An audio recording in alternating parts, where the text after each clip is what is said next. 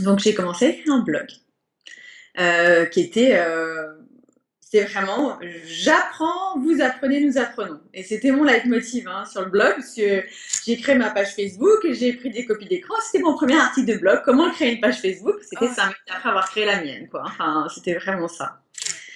Et puis là, il y a quelque chose qui s'est passé, quoi. Enfin, ce qui s'est passé, c'est que très rapidement, j'ai eu beaucoup de visites. J'ai eu beaucoup de gens qui suivaient mes articles. Je pense parce que j'avais un autre ton, quoi, tout simplement. T'étais dans le partage en fait. Ouais, T'as dit j'apprends, ouais, partage, nous apprenons en fait. voilà, Donc il c'est y avait ça. cette ouverture, on n'est pas intimidé par toi, on sent que voilà, Exactement. tu es là dans l'ouverture et dans le partage. Mm, C'était exactement. simple, un blog et puis je partage. Mm. Exactement. Et c'est vraiment parti de là. Et c'est ça, c'était cette simplicité. Et qu'en réalité, on ne trouvait pas tant que ça, parce que c'était quand même un univers encore très masculin, très technique. Hmm. Et donc, moi, j'ai un peu cassé les codes, quoi. Puis je mettais aussi de l'humour, parce que j'aime pas me prendre au sérieux, et j'en avais besoin pour prendre plaisir à. Ouais. Et donc, ça a touché une certaine audience.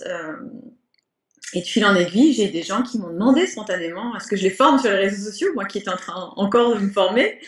Et donc c'est là où je me suis dit bon bah je vais peut-être essayer quand même de rester indépendante et de monter ma boîte plutôt que d'aller me faire embaucher quoi. Donc quand tu partages dans ce blog, même à ce moment-là, donc quand tu lances ce blog pour apprendre simplement, Ouais, à ce moment-là, tu n'as pas non plus encore le projet non, d'avoir ta propre boîte. non. Tu fais À vraiment ce pour le moment-là, plaisir encore. ouais. En fait, c'était plus que ça, parce qu'il était en français et en anglais. Mhm. Donc, il était bilingue à l'époque. Maintenant, il n'est plus qu'en français. Parce que je me disais, bah, ça va me donner aussi une carte de visite pour me faire embaucher, pour me rendre visible, Ah, montrer mon expertise aux États-Unis où je me trouvais, parce que ben, c'était difficile. Je n'étais pas dans une ville non plus de grand dynamisme. J'étais à Rochester, qui est dans le nord de l'État de New York. Et bon, il y avait enfin, il y avait des entreprises, mais qui étaient en difficulté. Donc le marketing n'avait pas le vent en poupe. Donc je me suis dit, j'allais me démarquer comme ça, montrer mon expertise. Et puis bah, je l'ai montré, mais pas aux personnes que je pensais initialement toucher.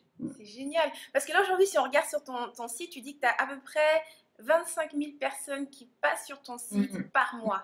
mm, C'est intense, là. C'est vraiment beaucoup de ouais, visites, hein. ouais, ouais. Ouais.